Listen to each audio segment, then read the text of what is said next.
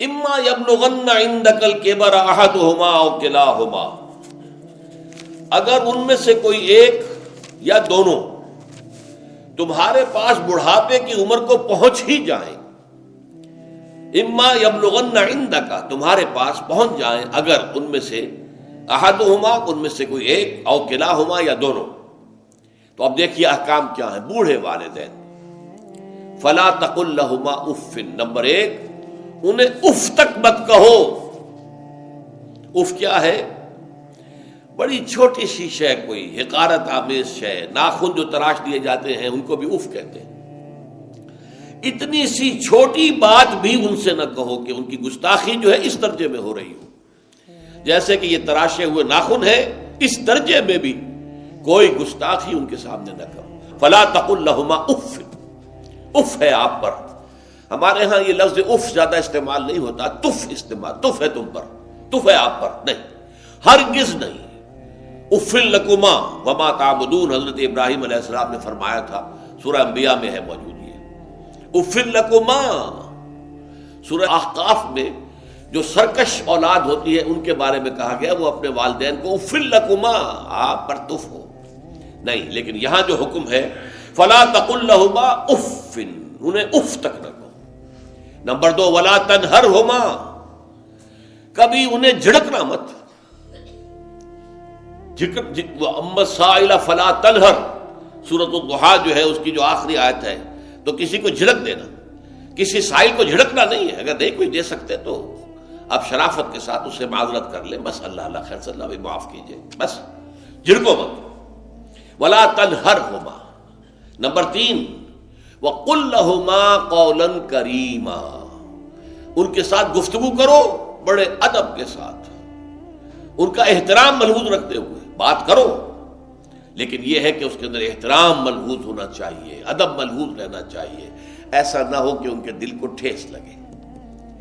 یہی ہے وہ جو بچہ سا تھا ہماری گود میں کھیلتا تھا، اس کی نجاستیں ہم صاف کرتے تھے، اس کو دودھ ہم پلاتے تھے، اس کو چلنا ہم نے انگلی پکڑ پکڑ کر، آج کل تو خیر اور بہت سی چیزیں ایجاد ہو گئی ہیں، واکرز ہیں اور کیا کیا ہے، لیکن پہلے کیا ہوتا تھا، والدین ہی انگلی پکڑ کر چلایا کرتے تھے اور چلانا سکھاتے تھے۔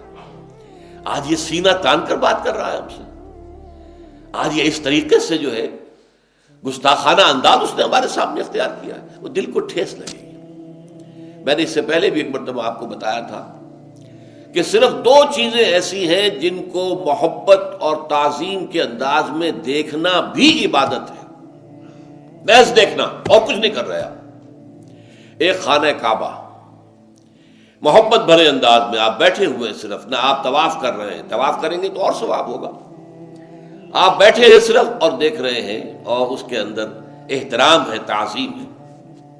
اللہم زد بیتک ھذا تشریفا و تکریما و تعظیما۔ آج کل جو لوگ، اب تو خیر ٹھیک ہے بات وہاں سے آگے نکل گئی ہے، مینا میں پہنچ گئے ہوں گے لوگ، کل تو حج ہو جائے گا انشاءاللہ، لیکن جو حاجی بھی یہ دعا مسنون ہے کہ جب بھی وہ مسجد حرام کے اندر داخل ہوتا ہے اور پہلی مرتبہ نگاہ پڑتی ہے خانہ کعبہ پر، تو فوراً اللہم رب ھذہ البیت زد بیتک ھذا تشریفا و تکریما و تعظیما، اے اللہ اپنے اس گھر کو، اس کی عزت، اس کی تکریم، اس کی تعظیم، اس کے اندر اور اضافہ کرتا چلا جائے۔ تو یہ انسان اگر صرف خانہ کعبہ کو بیٹھ کر دیکھتا رہے تب بھی عبادت ہے، ثواب ہے۔ اور اسی طرح بوڑھے والدین کو محبت بھری نگاہ سے دیکھنا، یہ بھی موجب ثواب ہے، کہ دل جو ہے ان کو کہیں کوئی آئینہ قلب جو ہے ان کے احساسات کو ٹھیس نہ پہنچے، اس کا لحاظ رکھنا۔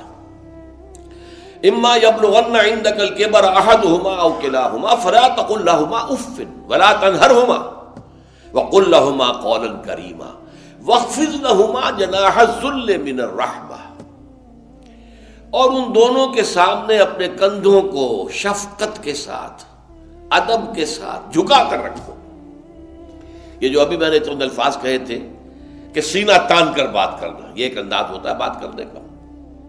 ایک یہ ہے کہ آپ بات کر رہے ہیں والدین سے، والدہ سے، والد سے، لیکن جھکے ہوئے، کندھے جھکائے ہوئے۔